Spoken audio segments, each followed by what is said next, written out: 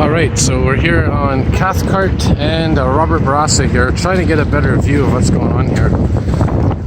And I don't really see anything peculiar except what I was saying earlier. Probably this specific construction zone right here probably had some debris blowing off of it.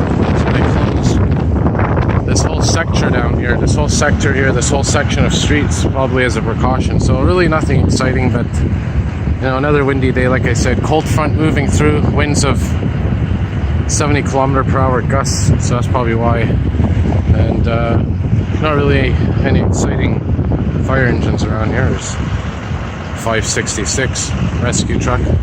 But anyways, little action for a Saturday. And I'm gonna head over to the Turcotte interchange, see what we can see there.